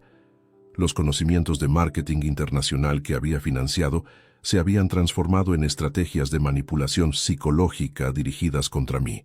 En el banco, el gerente me mostró la documentación del intento de transferencia fraudulento. La firma falsificada era sorprendentemente precisa. Alguien había practicado extensivamente para replicar mi rúbrica, pero había pequeños errores técnicos que revelaban el engaño a ojos expertos. ¿Tiene alguna sospecha sobre quién podría haber intentado esto?, preguntó el gerente con preocupación profesional genuina. Estoy investigando varias posibilidades, respondí, manteniendo mi expresión neutral mientras fotografiaba secretamente todos los documentos. ¿Podrían proporcionarme copias de toda la documentación relacionada? Durante el viaje de regreso a casa, llamé discretamente a mi investigador privado para reportar este nuevo desarrollo. La falsificación de documentos bancarios era un delito federal que añadiría años de prisión potencial a los cargos que ya estaba compilando contra ellos. Esa tarde, Isabela llegó para nuestra sesión de planificación de boda semanal, reuniones que había insistido en mantener para involucrar al abuelo en todos los detalles importantes. Por supuesto, ahora sabía que estas reuniones eran en realidad oportunidades para documentar mi supuesto deterioro mental mediante conversaciones confusas que ella provocaba deliberadamente. «Abuelo, ¿recordaste traer el cheque para el catering que discutimos?», preguntó con esa sonrisa radiante que una vez había iluminado mis días más oscuros. Naturalmente, nunca habíamos discutido ningún cheque para catering. Ella estaba creando otra situación donde mi olvido podría ser documentado para sus archivos legales. Pero esta vez, decidí probar qué tan lejos estaba dispuesta a llegar con sus mentiras. «Por supuesto, querida», respondí, fingiendo recordar súbitamente. «¿Era por 15,000 o 25,000? Mi memoria ya no es lo que era». Sus ojos se iluminaron con una codicia que me resultó físicamente repulsiva. «Eran 25,000, abuelo, para el menú premium que elegimos la semana pasada». $25,000. Había inflado instantáneamente la cantidad en $10,000 adicionales cuando creyó que yo estaba confundido sobre los números. Su avaricia había superado incluso su cautela estratégica. «Claro, tienes razón», mentí mientras activaba discretamente la grabadora en mi bolsillo. «Déjame preparar el cheque ahora mismo». Durante los siguientes 30 minutos, la observé construir una elaborada ficción sobre gastos de boda completamente inventados. Flores adicionales que nunca habíamos discutido, música en vivo que supuestamente había aprobado, incluso una luna de miel extendida que, según ella, había prometido financiar como regalo especial. Para cuando terminó su actuación, había fabricado $73,000 en gastos ficticios que esperaba que yo pagara, basándome en conversaciones que jamás habían ocurrido. La sofisticación de su estafa era casi artística en su audacia descarada. «Isabela», dije con la voz más gentil que pude producir, «¿estás completamente segura de que discutimos todos estos detalles? Mi memoria realmente me preocupa últimamente». «Absolutamente, abuelo», mintió sin el menor titubeo. «De hecho, tengo notas de nuestras conversaciones si necesitas refrescar tu memoria». Notas. Había fabricado documentación escrita de conversaciones imaginarias para respaldar sus reclamaciones financieras fraudulentas. El nivel de premeditación era escalofriante. Esa noche, mientras transcribía las grabaciones del día, encontré algo que me llenó de una furia helada. En una llamada telefónica posterior, Isabela había celebrado con alguien lo que consideraba un éxito estratégico mayor. «El viejo está empezando a firmar cheques sin hacer preguntas», había dicho con una alegría que me revolvió las entrañas. «Su confusión sobre los números está empeorando rápidamente. Podríamos drenar sus cuentas líquidas mucho antes de lo planeado». «¿Cuánto crees que puedes extraer antes de la boda?», había preguntado la voz al otro lado de la línea. «Si sigo escalando gradualmente las cantidades, probablemente $200,000 durante las próximas 3 semanas», había respondido Isabela con la frialdad de un contador calculando ganancias trimestrales. «Para cuando se dé cuenta, ya estaremos en control legal total y él estará internado». $200,000. Mi propia nieta había calculado exactamente cuánto dinero podía robarme antes de ejecutar la fase final de mi encarcelamiento. La precisión de su maldad era absolutamente escalofriante. El miércoles siguiente, llegó con lo que describió como documentos de emergencia familiar, que toda persona responsable debería firmar antes de eventos importantes como bodas. Eran formularios que la nombraban beneficiaria principal de mi seguro de vida, poder total sobre mis cuentas bancarias en caso de incapacidad temporal y autorización para tomar decisiones médicas críticas. Es solo por precaución, abuelo, mintió con esa dulzura venenosa que había perfeccionado. Si algo te pasara durante la celebración de la boda, queremos asegurar que todo esté organizado según tus deseos. Revisé cuidadosamente cada documento, notando cómo estaban redactados para transferir prácticamente todos mis activos a su control inmediato una vez firmados. Con estos papeles, podría vaciar mis cuentas bancarias, vender mis propiedades y tomar control de mi empresa sin necesidad de procesos legales complicados. Son muy completos, comenté fingiendo impresión por su organización responsable. Déjame revisarlos con mi abogado antes de firmar algo tan importante. Su frustración fue momentáneamente visible antes de disfrazarla con una sonrisa comprensiva. Por supuesto, abuelo, pero recuerda que la boda es en 10 días. Necesitamos tener todo preparado antes de la ceremonia. 10 días. Había establecido una fecha límite precisa para obtener mi firma en documentos que me despojarían de todo. La urgencia artificial revelaba que su cronograma de destrucción estaba acelerándose peligrosamente. Esa noche, en la soledad de mi estudio, contemplé una fotografía de Isabela a los 15 años, el día que había ganado su primer concurso de debate escolar. Yo había estado en primera fila, aplaudiendo con orgullo paternal, mientras ella recibía su trofeo. Dedicó este premio a mi abuelo, había dicho desde el pódium, quien me enseñó que las palabras tienen poder para cambiar el mundo. Ahora, 15 años después, estaba usando ese mismo poder de las palabras para construir la prisión legal que me encerraría para siempre. Pero había olvidado algo crucial. Yo le había enseñado ese poder y conocía íntimamente sus fortalezas y debilidades. La boda se aproximaba rápidamente y con ella el momento perfecto para demostrar quién realmente había dominado el arte de usar las palabras para cambiar el mundo.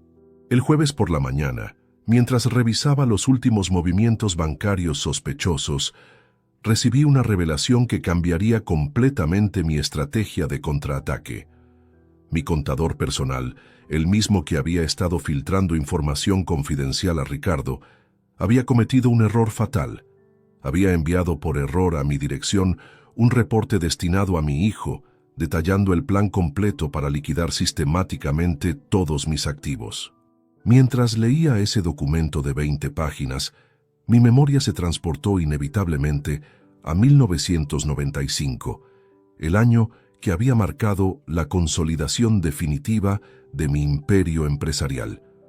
Acababa de firmar un contrato de exclusividad con la constructora más grande del país, asegurando trabajo constante por los próximos 10 años. Era el momento que había estado esperando desde que soldé mi primera viga metálica en aquel garaje diminuto. Recordaba vívidamente la conversación que tuve con Carmen esa noche, mientras celebrábamos con una botella de vino barato en nuestra cocina modesta. Eduardo, me había dicho con lágrimas de felicidad en los ojos, finalmente podremos darle a Ricardo y a nuestros futuros nietos todo lo que nunca tuvimos. Había trabajado durante 15 años consecutivos sin tomar vacaciones, reinvirtiendo cada peso de ganancia en maquinaria más avanzada, contratando los mejores ingenieros disponibles, expandiendo las instalaciones hasta convertir mi pequeño taller en una operación industrial de clase mundial. Todo porque quería crear un legado que trascendiera generaciones. Esta empresa será el regalo más grande que podamos dejarles, había prometido a Carmen, mientras diseñábamos los planos para la nueva planta de producción. Nuestros descendientes nunca tendrán que luchar como nosotros luchamos. Ahora, 30 años después, ese mismo legado se había convertido en el botín que mis descendientes planeaban dividirse mientras yo aún respiraba.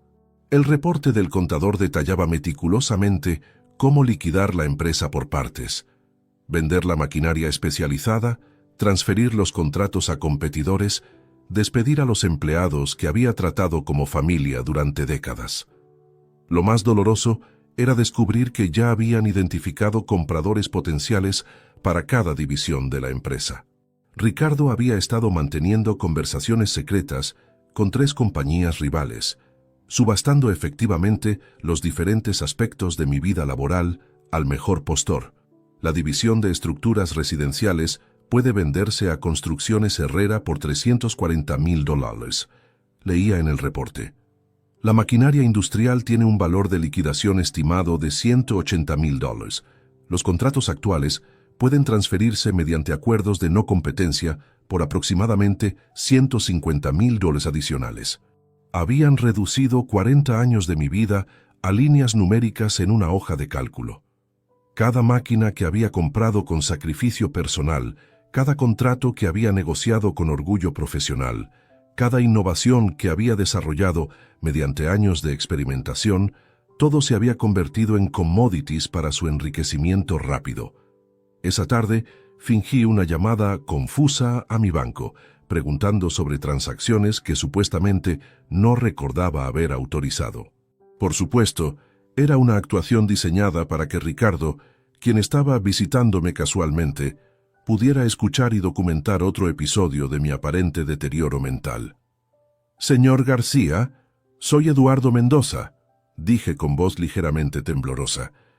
«Estoy revisando mi estado de cuenta y veo algunos movimientos que no recuerdo haber autorizado. ¿Podría explicarme qué significan estos números?» Ricardo se acercó inmediatamente, fingiendo preocupación paternal, mientras secretamente grababa la conversación en su teléfono móvil. «Papá, ¿necesitas ayuda con esos papeles bancarios?» «Sí, hijo», respondí con la vulnerabilidad que él esperaba escuchar. «Estos números son muy confusos para mí. ¿Podrías revisarlos y explicarme qué significan?» Durante la siguiente hora, lo observé ayudarme a entender mis propias finanzas, creando deliberadamente más confusión mientras documentaba cada momento de mi supuesta incompetencia. Su actuación de hijo preocupado era Oscar-worthy, excepto por los destellos ocasionales de satisfacción que no podía ocultar completamente. «Papá, creo que deberías considerar seriamente permitir que maneje estos asuntos financieros por ti», sugirió con la suavidad de quien ofrece un favor genuino. «Es demasiado estrés para alguien en tu situación, mi situación». Incluso él había adoptado ese eufemismo condescendiente para referirse a mi supuesta demencia. Esa noche, mientras transcribía las grabaciones del día, descubrí la conversación más incriminatoria hasta ese momento. Ricardo había llamado inmediatamente a su abogado después de nuestra sesión de ayuda financiera para reportar lo que consideraba evidencia definitiva de mi incapacidad.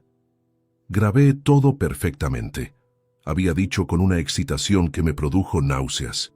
No pudo entender conceptos bancarios básicos que ha manejado durante décadas. Incluso se confundió sobre el saldo de su cuenta principal. Es exactamente lo que necesitábamos para el proceso de incapacidad. «Excelente», había respondido el abogado. «Con esta evidencia adicional podemos proceder con la petición judicial la próxima semana. Una vez que tengamos la orden de incapacidad, tendrán 72 horas para completar todas las transferencias de activos. 72 horas. El cronograma para robar mi vida entera se había acelerado a menos de 3 días una vez que obtuvieran la declaración legal que buscaban. El viernes, Isabela llegó con lo que describió como la sorpresa más especial para el abuelo más maravilloso del mundo. Era un álbum de fotografías que había preparado como regalo de agradecimiento por todo lo que había hecho por ella durante su vida. Mientras hojeaba esas páginas cuidadosamente organizadas, cada imagen era un puñal emocional dirigido directamente a mi corazón paternal. Isabela bebé en mis brazos el día que nació. Isabela de 5 años montando la bicicleta rosa que le había regalado para su cumpleaños. Isabela graduándose de preparatoria con la beca de excelencia académica que había financiado mediante tutorías privadas. Cada fotografía representa un momento en que me demostraste amor incondicional, abuelo, dijo con lágrimas que parecían completamente genuinas. Quiero que sepas cuánto significa para mí todo lo que has sacrificado por nuestra familia». Sus palabras eran perfectas, su emoción parecía auténtica, su gratitud sonaba sincera. Si no hubiera sabido la verdad sobre sus planes, habría estado conmovido hasta las lágrimas por su gesto aparentemente amoroso. «También preparé esto», continuó, entregándome un sobre elegante. «Es una carta explicando exactamente cómo me has ayudado a convertirme en la mujer que soy hoy». Abrí la carta con manos deliberadamente temblorosas, fingiendo la emotividad que ella esperaba provocar. Pero mientras leía sus palabras elocuentes sobre mi amor paternal y mis sacrificios generosos, sabía que cada línea era parte de su estrategia para desarmar mis defensas emocionales antes del golpe final. «Querido abuelo», comenzaba la carta, «no existen palabras suficientes para expresar mi gratitud por los incontables sacrificios que has hecho por mí. Tu amor ha sido la constante más hermosa de mi vida, y tu generosidad ha hecho posible cada uno de mis logros». Cada palabra estaba calculada para maximizar mi vulnerabilidad emocional. Estaba weaponizando décadas de amor genuino como preparación psicológica para el momento cuando me pediría firmar los documentos que completarían mi destrucción. Esa noche, en la soledad de mi estudio, contemplé el álbum de fotografías mientras escuchaba las grabaciones de audio que habían revelado sus planes reales. La juxtaposición era psicológicamente devastadora. Imágenes de amor paternal auténtico, acompañadas por evidencia de traición calculada. Pero en lugar de depresión, sentí una claridad cristalina sobre lo que tenía que hacer. Habían cometido el error estratégico más fatal posible. Habían subestimado completamente la capacidad de venganza de alguien que había construido un imperio mediante la supervivencia en un mundo empresarial brutal. Durante las próximas horas, finalicé los aspectos más devastadores de mi contraofensiva. Había transferido secretamente $400,000 a cuentas offshore completamente inaccesibles para ellos. Había reestructurado la propiedad de mi empresa mediante fideicomisos legales que los excluían permanentemente. Había compilado evidencia de fraude, conspiración y abuso de ancianos que los enviaría a prisión por años. Pero lo más importante, había elegido el momento y lugar perfectos para revelar todo. La boda de Isabela en menos de una semana sería el escenario para la humillación más pública y devastadora que esta familia jamás había presenciado. Sonreí en la oscuridad, rodeado por décadas de fotografías familiares que ahora representaban testimonios de mi ingenuidad pasada. Muy pronto, esas mismas personas descubrirían el costo real de traicionar a alguien que había sobrevivido y prosperado mediante 5 décadas de competencia despiadada. La guerra estaba a punto de terminar, y yo había ganado antes de que ellos siquiera se dieran cuenta de que había comenzado. El sábado por la mañana, 5 días antes de la boda, recibí la llamada que confirmaría definitivamente la fecha de mi supuesta destrucción. Era del doctor Hernández, el médico corrupto que había falsificado mis evaluaciones, informándome sobre una cita de seguimiento urgente programada para el lunes por la mañana, cita que yo jamás había solicitado. «Señor Mendoza, necesitamos revisar los resultados de sus exámenes neurológicos recientes», mintió con una profesionalidad ensayada. «He detectado algunas irregularidades que requieren atención inmediata. Por supuesto, no había habido exámenes neurológicos recientes. Esta era la cita donde oficialmente diagnosticaría mi incapacidad mental severa, proporcionando el documento médico final que Ricardo necesitaba para el proceso judicial del martes. El cronograma de mi aniquilación se había acelerado brutalmente. Mientras colgaba el teléfono, mi mente viajó inevitablemente a 1988, el año que había definido mi filosofía sobre la generosidad familiar. Carmen había sido diagnosticada con artritis reumatoide severa, una condición que requería tratamientos experimentales costosos no cubiertos por nuestro seguro médico básico. Recordaba vívidamente la conversación con el especialista en el Hospital San José. «Señor Mendoza, este tratamiento podría darle a su esposa décadas adicionales de vida sin dolor», había explicado el doctor. pero cuesta $45,000 anuales durante al menos 5 años. $225,000. Era prácticamente todo lo que había ahorrado durante 10 años de trabajo incansable. Pero cuando miré a Carmen, sentada en esa silla de ruedas con los ojos llenos de dolor silencioso, la decisión fue instantánea. «Doctor, comenzamos el tratamiento inmediatamente», había declarado sin titubear. «Mi esposa vale más que cualquier cantidad de dinero». Había liquidado mis inversiones personales, hipotecado la casa, incluso vendido mi automóvil y comenzado a caminar al trabajo para pagar esos tratamientos. Durante 5 años consecutivos, cada peso extra se destinaba a las medicinas de Carmen, mientras yo vestía la misma ropa gastada y comía una sola comida diaria para estirar nuestro presupuesto. Pero funcionó.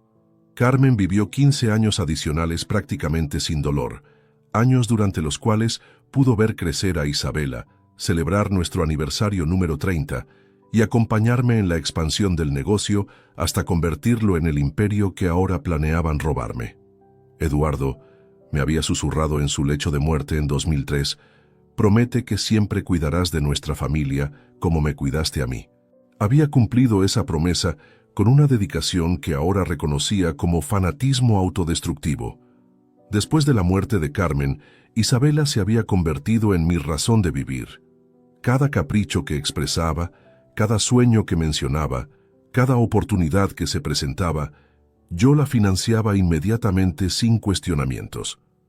Los $85,000 para su maestría en Barcelona eran apenas el inicio. Había pagado $35,000 adicionales para que pudiera extender su estadía 6 meses después de graduarse, explorando oportunidades profesionales europeas.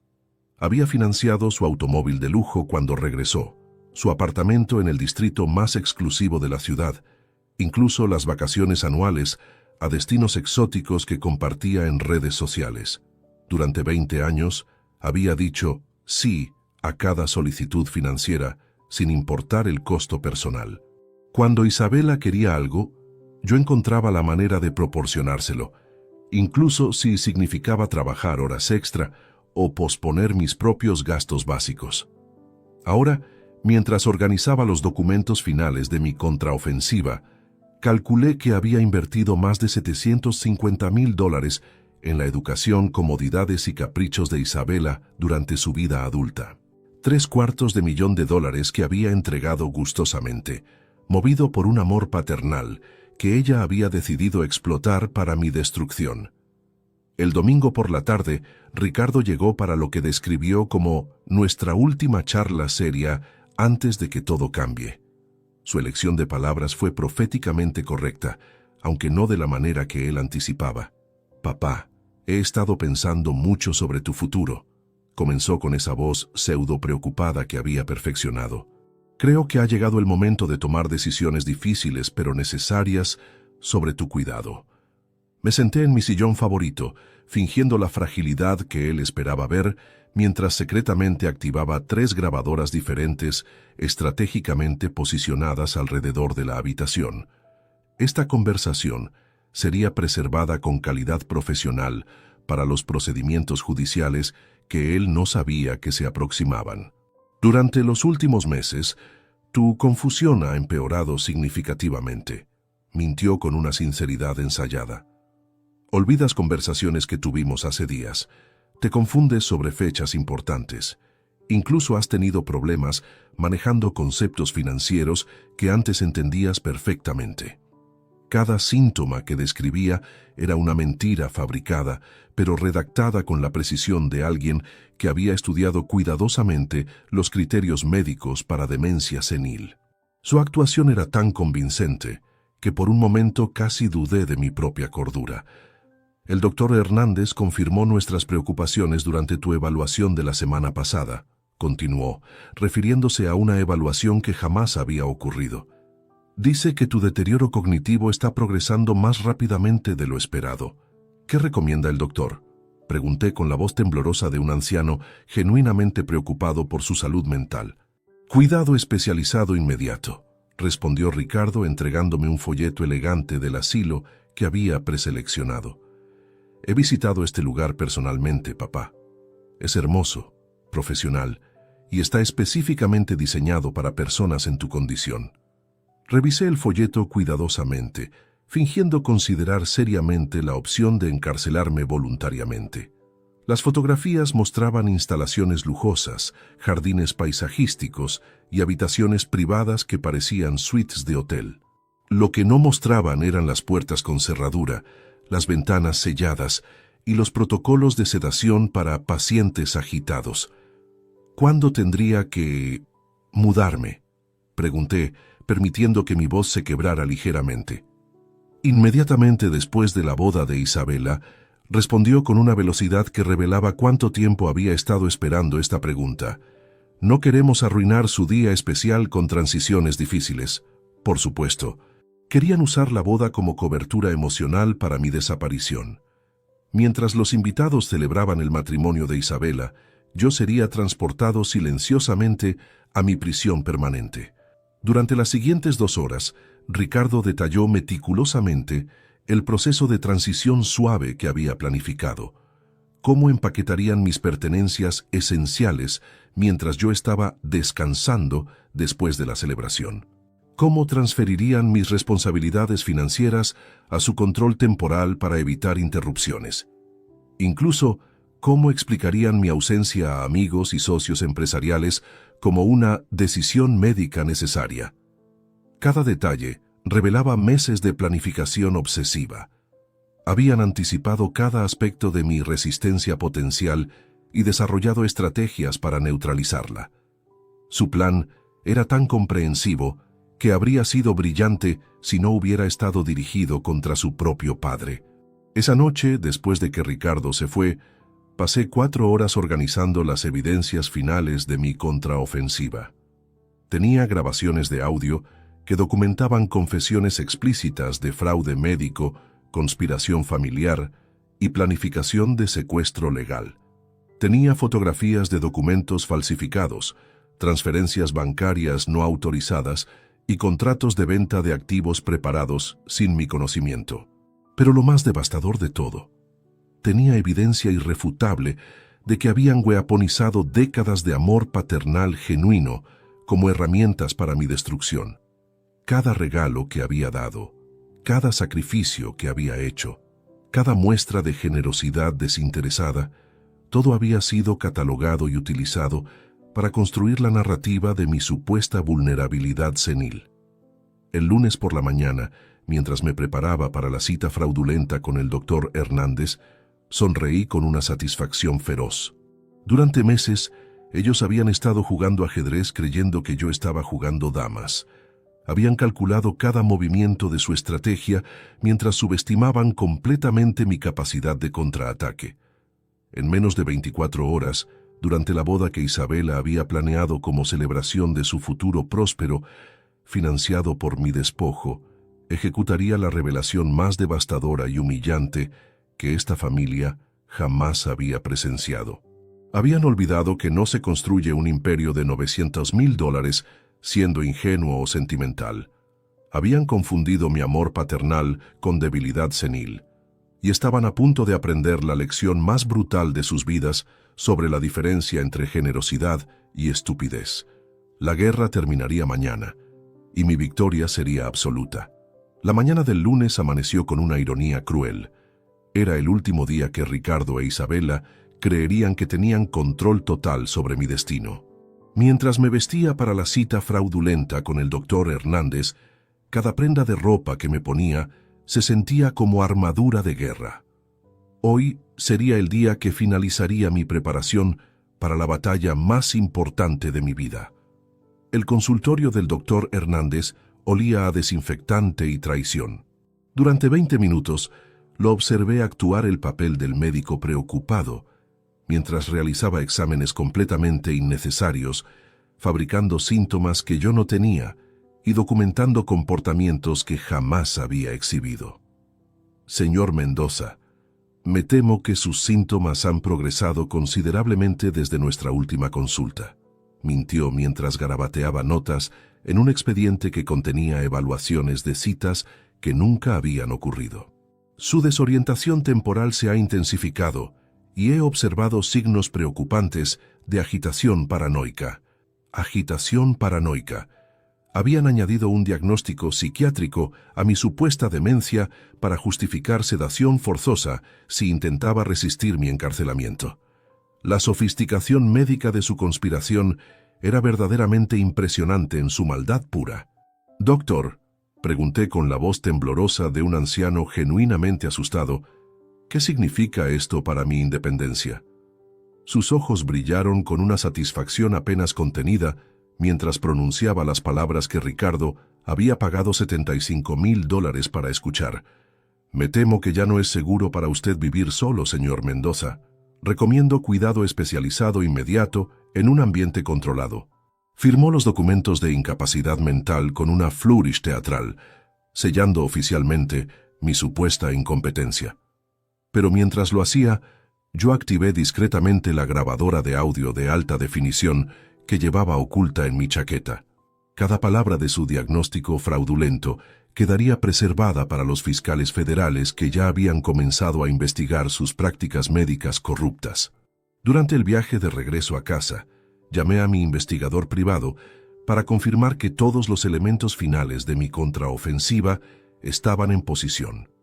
Las autoridades federales habían sido discretamente informadas sobre el fraude médico. Los medios de comunicación tenían copias de las evidencias más explosivas, programadas para publicación inmediatamente después de mi revelación pública.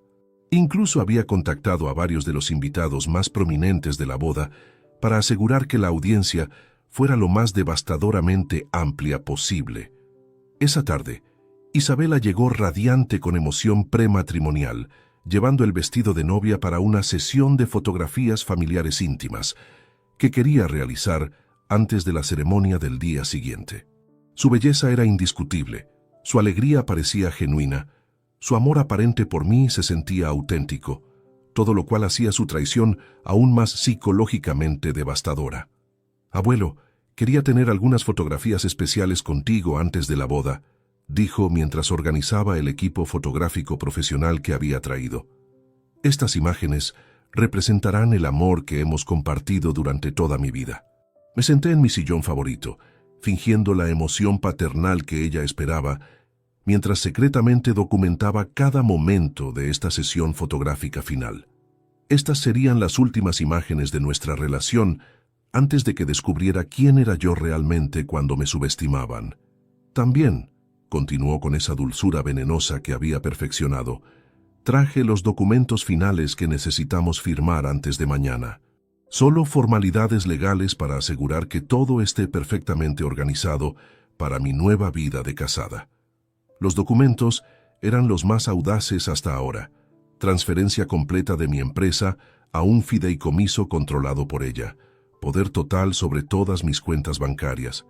Autorización para vender mi casa inmediatamente después de mi transición al cuidado especializado. E incluso permisos para tomar decisiones médicas sobre tratamientos de fin de vida.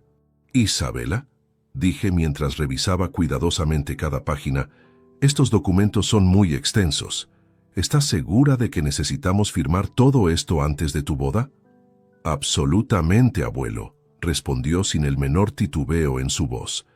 «Mi abogado matrimonial insiste en que todos los activos familiares estén claramente definidos antes de la ceremonia. Es para proteger tanto mis intereses como los tuyos». Proteger mis intereses. Estaba usando terminología legal para disfrazar el robo más audaz que había presenciado en 5 décadas de mundo empresarial brutal. Durante las siguientes 2 horas, la observé implementar lo que solo podía describir como manipulación emocional de nivel maestro. Cada fotografía que tomábamos era acompañada por recuerdos aparentemente espontáneos de momentos significativos de nuestra relación. Cada abrazo era calculado para desarmar mis defensas racionales. Cada lágrima de gratitud estaba diseñada para hacerme firmar documentos que completarían mi destrucción total. «Recuerdo cuando tenía 8 años y me llevaste a comprar mi primer vestido elegante», susurró mientras posábamos para otra fotografía. «Gastaste $200 que no tenías porque querías que me sintiera como una princesa. Recordaba ese día vívidamente. Carmen había muerto apenas 6 meses antes, e Isabela había llorado durante horas porque no tenía ropa bonita para el funeral de su abuela. Había vaciado mi cuenta de ahorros personal para comprarle ese vestido negro con encajes blancos, junto con zapatos de charol y un abrigo de terciopelo. Ese día me enseñaste que el amor verdadero significa sacrificar todo por las personas que más importan. Continuó, usando mis propias lecciones de vida como armas psicológicas contra mí. Por eso sé que entiendes lo importante que es firmar estos documentos para proteger nuestro futuro familiar. Cada palabra estaba calculada para weaponizar décadas de amor paternal genuino. Estaba convirtiendo mi historia completa de generosidad desinteresada en justificación para mi despojo final. Después de 3 horas de manipulación psicológica intensiva, finalmente fingí capitular emocionalmente. «Está bien, princesa», dije con la voz quebrada de un abuelo completamente derrotado. «Si crees que esto es lo mejor para la familia, firmaré todo mañana después de tu ceremonia». Su alivio y satisfacción fueron tan intensos que casi irradiaban calor físico. Había conseguido lo que creía era mi rendición total, mi aceptación completa de mi propia destrucción por amor familiar. «Gracias, abuelo», susurró mientras me abrazaba con lo que interpreté como gratitud genuina, mezclada con triunfo calculado. «Prometo que siempre cuidaré de ti, sin importar lo que pase». Esa noche, después de que Isabela se fue, me senté en mi estudio rodeado por 40 años de fotografías familiares que ahora parecían evidencia de mi propia ingenuidad sistemática. Pero en lugar de depresión, sentí una claridad cristalina sobre lo que tenía que hacer en las próximas 24 horas. Había pasado la última llamada telefónica, revisando cada detalle de mi plan con el equipo legal que había contratado secretamente. Los fiscales federales estarían presentes discretamente en la boda, listos para ejecutar órdenes de arresto inmediatamente después de mi revelación pública. Los medios de comunicación tenían copias de todas las evidencias, programadas para transmisión en vivo durante la recepción. Incluso había coordinado con varios invitados prominentes para asegurar que la audiencia incluyera personas influyentes que amplificarían el impacto social de la revelación. Pero lo más importante, había preparado la revelación más devastadora imaginable para el momento perfecto durante la celebración. No sería simplemente una exposición de su conspiración, sería una demostración pública absoluta de la diferencia entre experiencia genuina y ambición juvenil mal calculada. Sonreí en la oscuridad de mi estudio mientras contemplaba la fotografía de Carmen en nuestra boda hace 45 años. «Mañana, mi amor», susurré a su imagen sonriente, «finalmente haré honor a la promesa que te hice de proteger a nuestra familia, pero no de la manera que ninguno de nosotros jamás imaginó». El día de la boda había llegado, y con él el momento de ejecutar la lección más brutal que Ricardo e Isabela jamás recibirían sobre los peligros mortales de subestimar a alguien que había sobrevivido y prosperado en un mundo despiadado durante 5 décadas completas. La guerra terminaría hoy, y mi victoria sería tan completa, tan pública, tan devastadora, que sería recordada por generaciones como advertencia sobre el costo real de traicionar el amor familiar genuino. La mañana de la boda amaneció con un cielo despejado que parecía burlarse de la tormenta que yo sabía se desataría antes del atardecer. Mientras me vestía con mi mejor traje, el mismo que había usado para firmar mi contrato más importante hace 20 años, cada botón que abrochaba se sentía como preparación para la batalla final de mi vida. La ceremonia se desarrolló con la perfección nauseabunda que Isabela había planificado meticulosamente. 200 invitados elegantemente vestidos, flores importadas que costaron más que el salario anual de muchos de mis empleados, y una orquesta de 15 músicos que interpretan melodías románticas mientras yo contaba los minutos hacia la revelación más devastadora de sus vidas. Ricardo caminó por el pasillo con una sonrisa triunfante que me revolvió el estómago. Sabía que en menos de 24 horas, según su cronograma secreto, Yo estaría sedado y encerrado en el asilo mientras él celebraba el control total sobre mi imperio. Su confianza era tan absoluta que prácticamente irradiaba arrogancia. Isabela lucía radiante en su vestido de $25,000, vestido que yo había financiado, naturalmente, como parte de los gastos de boda que había estado pagando durante meses. Cada perla de su tiara, cada diamante de sus aretes, cada detalle de su atuendo nupcial había sido comprado con dinero robado de las cuentas de la empresa que planeaban liquidar. Durante la ceremonia, fingí la emoción paternal que todos esperaban ver. Aplaudí en los momentos apropiados, sonreí para las fotografías, incluso derramé algunas lágrimas cuando Isabela pronunció sus votos matrimoniales. Pero internamente, estaba repasando cada detalle de la operación militar que ejecutaría en exactamente 90 minutos. La recepción comenzó con brindis tradicionales y discursos llenos de lugares comunes sobre el amor familiar y las bendiciones generacionales. Varios invitados me felicitaron por haber criado una nieta tan excepcional y por ser el patriarca más generoso que habían conocido. Sus palabras bondadosas serían particularmente irónicas en retrospectiva. A las 4:30 p.m., exactamente según mi cronograma planificado, Ricardo se acercó con los documentos finales que creía sellarían mi destino. Su timing era perfecto. La mayoría de los invitados habían consumido suficiente alcohol como para estar relajados, pero aún completamente alertos para presenciar lo que se aproximaba. «Papá», dijo con esa sonrisa falsa que había perfeccionado durante meses. Isabela y yo queríamos manejar esos últimos detalles legales antes de que terminen las celebraciones. ¿Podrías acompañarnos a la biblioteca por unos minutos? Por supuesto, hijo, respondí con la docilidad de un cordero dirigiéndose al matadero. Pero ¿por qué no manejamos esto aquí frente a toda la familia? Después de todo, estos documentos afectan el futuro de todos nosotros. Su expresión cambió momentáneamente, una microexpresión de pánico que fue reemplazada inmediatamente por una sonrisa más amplia. Bueno, si prefieres hacerlo públicamente, absolutamente, declaré, alzando mi voz lo suficiente para captar la atención de las mesas circundantes. De hecho, creo que todos nuestros invitados deberían escuchar esto. Después de todo, se trata del legado que he construido para mi familia durante 45 años. Isabela se acercó rápidamente, sus ojos brillando con lo que interpretó como mi cooperación final. Abuelo, tal vez sería mejor... No, querida, interrumpí con firmeza creciente.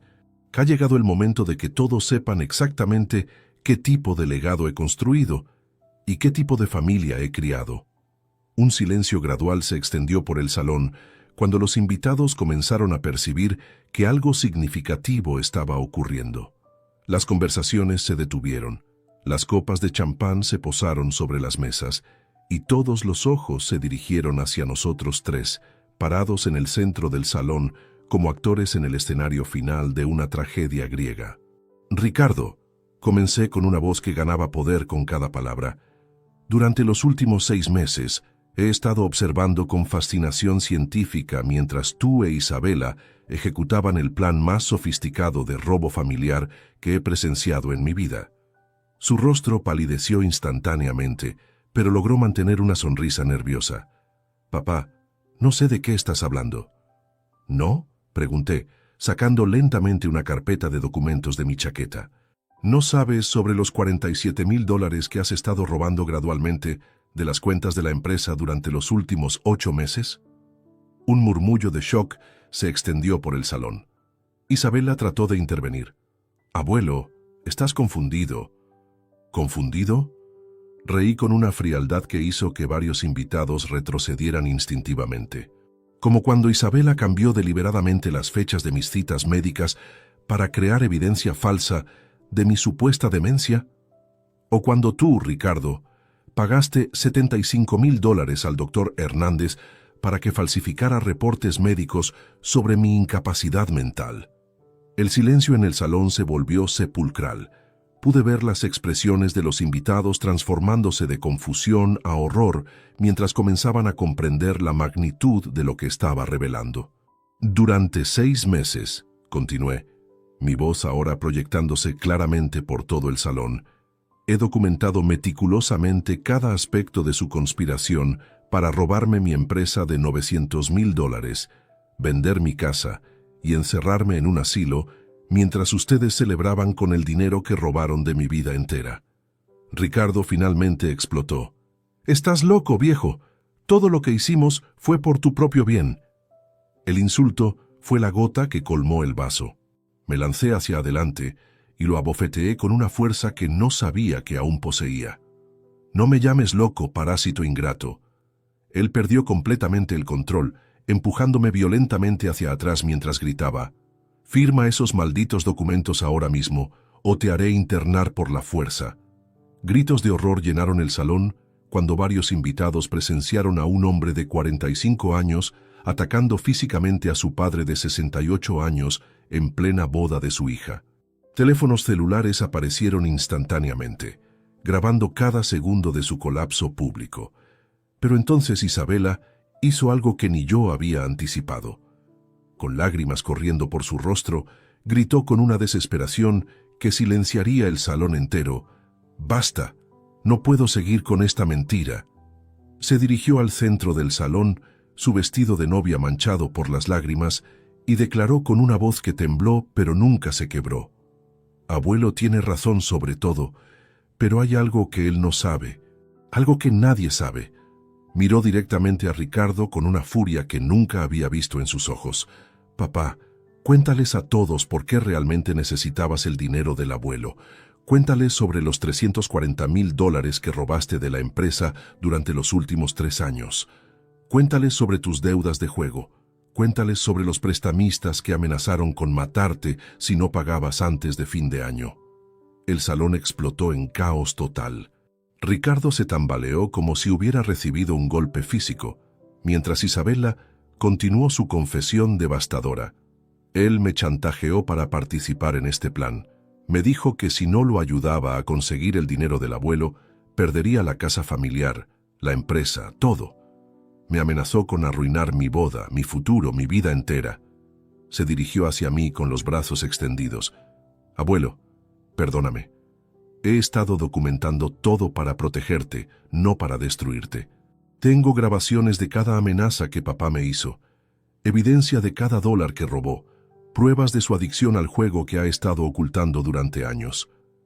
En ese momento, los agentes federales que habían estado esperando discretamente entre los invitados se acercaron con órdenes de arresto. Ricardo, completamente derrotado y expuesto públicamente, no ofreció resistencia cuando le pusieron las esposas. Mientras los periodistas llegaban para cubrir lo que rápidamente se convertiría en el escándalo familiar más documentado del año, abracé a Isabela, quien lloró en mis brazos como la niña asustada que había sido durante todo este ordeal. «Abuelo», susurró entre sollozos, «siento haberte hecho creer que te había traicionado. Pero era la única manera de obtener evidencia suficiente para protegerte de él». Miré alrededor del salón, donde 200 invitados presenciaban la destrucción total de Ricardo, social, legal, financiera y familiar. Su reputación estaba arruinada para siempre, sus amistades empresariales terminadas, su futuro reducido a años de prisión federal. Había subestimado fatalmente a 2 personas, a mí, creyendo que la edad equivalía a debilidad, y a su propia hija, asumiendo que el miedo la mantendría silenciosa para siempre. Mientras los medios documentaban su arresto y su empresa de transporte lo llevaba hacia una celda federal, sonreí con una satisfacción que había estado esperando durante 6 meses de tortura psicológica. La lección había sido enseñada, la justicia había sido servida, y el legado familiar había sido preservado exactamente como lo había prometido a Carmen décadas atrás. Nunca subestimen a alguien que construyó un imperio desde cero. Y nunca olviden que la experiencia real siempre triunfa sobre la ambición mal calculada.